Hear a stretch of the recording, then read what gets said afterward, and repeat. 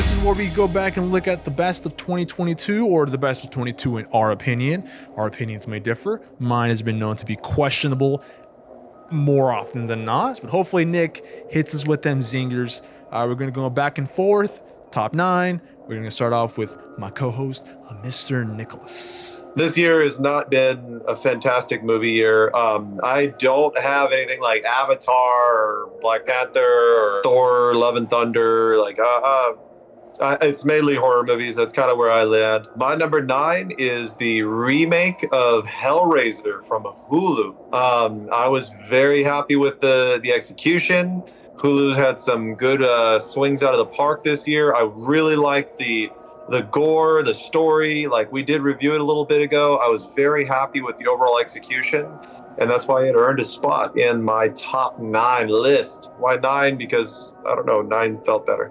My actual number 9 was Megan, but then Nick reminded me, it's 2023, and you know the year doesn't stop progressing, and we're all slowly dying. But what is forever is Wakanda. Wakanda forever, top 9 of the Marvel phases. It's probably the best iteration post Endgame. It was very touching, so that's not something you could typically say about Marvel movies. Like, I credit a Marvel movie, other than Endgame, because I credit Endgame too. But hey, don't judge me. But it's very, very surprising how touching they were able to make it. I mean, we also had the great, very wonderful actor of Namor, Mexican legend. Tons of great films from that actor as well. I don't know his name because I'm a horrible Mexican, but I've seen his other work, and he shines in this movie. So Wakanda Forever, number 9. I was gonna say check it out. You've seen it already. It's a Marvel movie, but it's a good one. Number 8 was Orphan, First Kill. Really weird one to end up on my list, but I'll be honest with you, I went into this movie expecting high predictability. I was really not expecting to enjoy it as much as I did, and literally I went into it and I was smiling ear to ear, and I was laughing, and I was more than happy with the execution of it. I was very, very happy with it. It has been rewatched a couple times already this year. Like, it definitely impressed me. I didn't think it was gonna stand out as much as it did. Like, damn good. So it belonged on my top 9. It made me very happy. My number 8 is actually your number 9, Hellraiser. Even when it came out and we reviewed it, I was like, oh yeah, that's a thing that came out, and I recalled really, really enjoying it, but out of sight, out of mind, until I even did my top 9 again for this list. I was like, oh yeah, that's right, I saw Hellraiser. You know, they gave it the old spit shine treatment, where it had very much the same bones, the same structure, a lot of the things that made the first one a success for me. And it, in the midst of giving it that, you know, that spit shine, they really whited out our Cenobites for the better. I do like the redesign. I know there was some criticisms over the way the kills were paced, as in saving the best bits for the end. But personally, that's kind of how I like my films rolled out. You know, little tidbits, and then give me the steak at the end. Okay, a little bit of controversy around this one. Halloween Ends. The Texas Chainsaw Massacre. What? The Texas Chainsaw Massacre from Netflix. I loved it. I enjoyed it. It was gory. It was scary. It was creepy. Highly predictable. Like, we talked about that with some of our horror movies. It's like very highly predictable, but I loved the Leatherface. I loved the jump scares. I loved like the crazy over the top, like the cancel culture just being destroyed. Like, it was so fun. Like, I had so much fun watching it. My number 7 is X, the Ty West darling at the beginning of the year, so much early in the year that I kind of assumed that was a 2021 film, because, you know, he hit us with a double whammy this year. It could have cheated and really been like, oh, well, we have to do this because it's a slasher, not a parody, but it's taking the tried and true tricks and kind of like, you know, it's a love letter, but it has a strong focus on story and character, and by mere like relation, it does give you the highs that you're expecting of a classic slasher film, but it never does it to like wink and nod at you the whole way. Like, it earns every kill, every high point, every climax. And, you know, like, hey, how could they follow it up? maybe that follow-up might be in my list later on. We'll see. But X, definitely worthy of viewing this year. My number 7. But Mr. Nick, who cares about that? We have number 6 coming at you. Number 6 was my what was it? The Predator movie, Prey. I loved the remake. I was very happy with it. It was very creepy, very gritty. It brought back a lot of the fun and enjoyment of the original. Wonderfully acted. I just so many good scenes, and it brought back the love of that series, which has been struggling over the last few sequels. Very impressed with it. Another Hulu, like, thank you Hulu for hooking it up. I know they're coming out with the Alien movie in the next year or so. I'm excited. I'm looking forward to more. Prey was definitely earned on the top 9. My number 6, should I tell you what it is? Nope, I don't think I will. Haha, that's what they call humor. Once a director has his first hit, like, it's really hard to follow it up. And with Us, I thought it was a good movie, but definitely not a successor or like an equal counterpart to Get Out, but it was fine. You know, Nope, I think definitely takes a lot of like, oh, maybe he was a one-hit wonder, any sort of doubt or questioning of Jordan Peele's abilities, and just smashes them.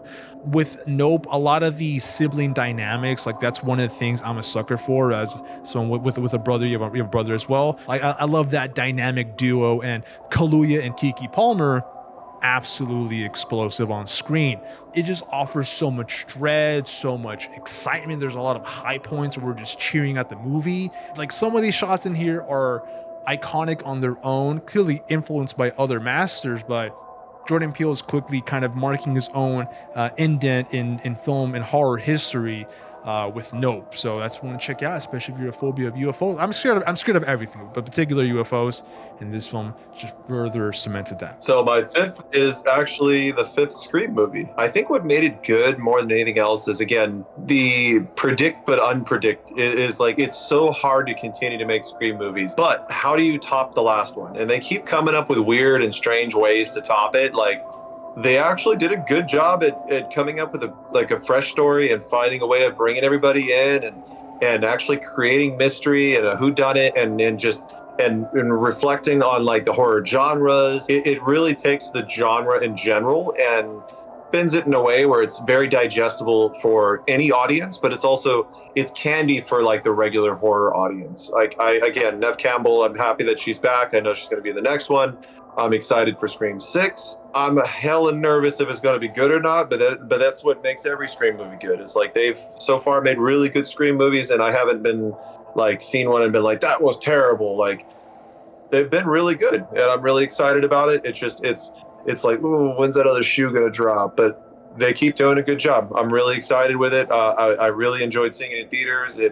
Again, like a lot of revisited horror movies this year, like, I wouldn't say remakes, but like revisions, and just, it was really exciting to see them really take time and do a good job with horror movies. I mean, you know, speaking of remakes and, you know, been there, done that, superhero movies, I mean, capes. What's the deal with that? You know, it's like what is it even for? But hey, if that cape happens to be black and if it happens to have a bat insignia on the front, you can count it as one of my must to check out for my number 5 of The Batman. The last one with the Snyderverse, not a fan at all. This one has a bit of that edgier take where, like, we pretty much, like, that the Gotham of this Batman world feels the most lived in. And boy, some of the music, them Nirvana jams, it really just sets you in that angsty, you know, young Batman feel. And it just delivers on, like, I am vengeance. Like, it gives you so much of that young energy that I think the DC needed. It touches on so many things that we've already have deemed other Batman movies have succeeded in. And confidently, it just cements itself right next to them as a new perfect iteration. I'm still a little hesitant on the new Joker that they kind of showed at the end. Hopefully that works out. But hey, right now I have confidence. Matt Reeves, please don't let me down. For as it stands, number 5, you made the cut. I will say, just on the Batman side, I did like that. It was a really good movie. He did a great job with Planet of the Apes movies and stuff like that. So good pick. My number 4 is one of yours, X. I mean, you literally take like the funnest parts of horror and make it like a full-blown plot point. Like, hey, we're going to film a porno and the middle of nowhere, and we're gonna lie to old people. I mean, they're old people; they're not gonna be threatening. And oh, surprise, we got you. The shared universe that they're creating with it, the amazing Mia Goth acting, just perfect, just so good. Like it just like such deep and raw and sexual emotions just going through it, and just like you felt sticky watching it, but it was like, good job. That's what we want. That's what we asked for. And then it has the gore, and then it has the fucking alligator. Like, come on, like those are check off the box. Like, you know what I mean? Like, make good horror movie. Thank you. But yeah, X, fantastic. I was really happy with it. If you're still feeling sticky, adhesive, and you're coming off of that X hype, what better way to follow it up than with Pearl? Oh boy, Nelly, magic is real, and it's broadcasted in Technicolor, spectacular. Like, there is so much to enjoy. If you're going from X, they double down on all of that magic, again, it being a play on a slasher. This is a play on TCM, the movie channel, like everything. If you watch Film Class 101, you see these movies, you're like, man, this is pretty good, but how much better would it be if our lead actress was also an insane murderer? And Pearl delivers that. The fact that if you go back and watch a review, which you should, the fact that it gets you to care so much for someone who's clearly an insane person is just marvelous crafting from Ty West. It's something where they somehow enhanced Pearl more than X by just the mere fact of the time period it was in.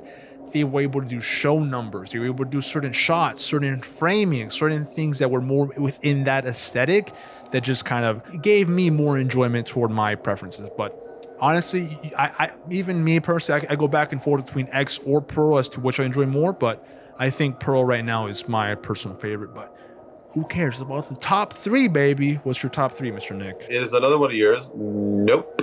I love Nope. I thought it was great. Danny Kaluuya crushes it, just so deep and so much emotion. Like you could cut it with a knife. The Gordy scene alone was haunting. Like the monkey, like on stage, and like I think we've all seen those when monkeys attack, and those are haunting and horrifying in themselves. The whole concept, I'm not going to spoil it, but the whole concept and the whole way they approached the aliens is just so creepy and so intriguing, and it's just hard to predict, and that unpredictability and that mystery and that wanting to know is just rank in the movie. Like there's so much detail and there's so much like thought-provoking scenes. It hits you in the gut, and then it just keeps moving, and then it hits you again, and then it just keeps flying through the sky, but it made a stomp on me this year for number 3. Well, what's even better than a UFO?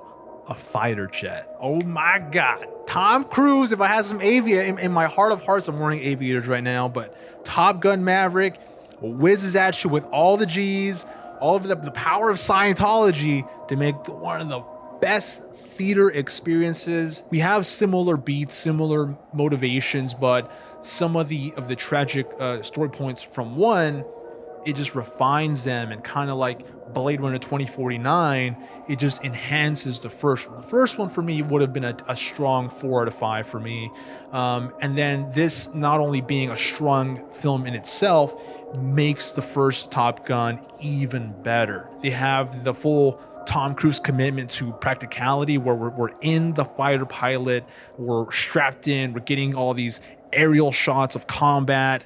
And I mean, as things unfold, as we kind of get to like the tents, like you're sucking in air as we're kind of reaching the stratosphere, it lands it. The skills of one Mr. Tom Cruise are never to be questioned. My number 2 was Doctor Strange and the Multiverse of Madness. Really good action, monsters off the bat, like just weird creatures, like, which is a sale for me. We get like a lot of the Evil Dead-esque that we were hoping for from Sam Raimi. Wanda does such a good job. Like the Scarlet Witch, for Elizabeth Olsen to play it so well and come at through scenes and through water and just become this unstoppable force, and it's just like Doctor Strange just throwing all this shit at him. And then we're getting thrown into the multiverse, and then we get Bruce Campbell in the middle of it. Like, automatically, it's a win for me. Like, it's Pizza Papa. I had a lot of fun with the film. The post-credit scene was fantastic. Like, the slapstick, the references to horror, the exciting back and forth, like the multiverse. It was like a really fun Marvel movie, and it's hard to get something different that's unexpected, and this was really all over the place, and I loved the hell out of it. It was super fun. We're talking multiverses. One that I have to bring praise to, as the millions of others have clearly done. It's winning all the awards, and rightfully so. Everything, Everywhere, All at Once. Quite a marble full mouth of text, of a title, and you can even apply that same logic to the plot and how much madness is in that film. It's able to hit so close to home with a lot of the themes of family tension and just the different generations, and that can just kind of cause divides. And you're like, oh wow, that sounds like a very good concept for a movie, definitely like something very serious in tones. But if you then knew how many butt plugs were in this film, you're like, wait, this touching movie you're telling me about has all this ass play, dildo play, finger wiener and mouth play, and you still got emotional at the end, and you're like, yeah. I mean, just the general reviving of a lot of these actors' careers, and the Daniels. I mean, just these are the two new young, like, they're spry guys. They're coming in, making the future of Hollywood. I'm excited to see what they do, but I'm even more excited for the top one of 2022 from one Mr. Nicholas. I'm pretty predictable, but it's Terrifier 2. Terrifier 2 is my favorite movie of the year. Literally, I at the edge of my seat, stressed out. Like, it was a shocker. It literally had scenes in it that reminisced me for my love of horror, and like it was everything for me, like that I want when I go to a movie. And I was like glued to my seat at a whopping 2.5 hours for a slasher film. Holy shit, it was a long movie, but it went fast, and that's a good thing when it comes to horror movies. But yes, that did make my top list. Fantastic horror movie. My numero uno, again, like I mentioned, it's very controversial for me to even have anything higher on this list than the previous one. But mine, and it's a nationality bias, Mexico, let's go, baby. Guillermo del Toro's Pinocchio. So much whimsy, so much magic, so much like visual spectacle, especially with it being so known to Disney. You're like, oh, who's gonna do it better? The guy who did Hellboy. That's who. It just gives you this visual quirk, and the fact that it's stop motion, it makes this fairy tale feel even more tangible. There's so many moments that are human, and the fact that it is a bit darker, it's still a kid's movie ultimately, or like it's approachable for a family viewing, but it doesn't restrict itself by having to hold your hand. And it's Guillermo del Toro. I mean, everything he does, it has just this air of love. Like, there's nothing where you're like, it was just a check. Like, Pinocchio is the hot new thing. Give me a Pinocchio movie now. Like, clearly this is something he's been working on, laboring over for hours. There's definitely nothing slower in making a movie or anything than stop motion. It's literally tweaks and tweaks of making a guy, this little plastic figurine, come to life. And boy, does it come to life. The celebration is over. Recork that champagne. And, it's time for 2023. Hopefully new movies, new reviews coming our way. And something that is coming our way is that Camp Counselor. Blood, spit, and ass. That's how we roll.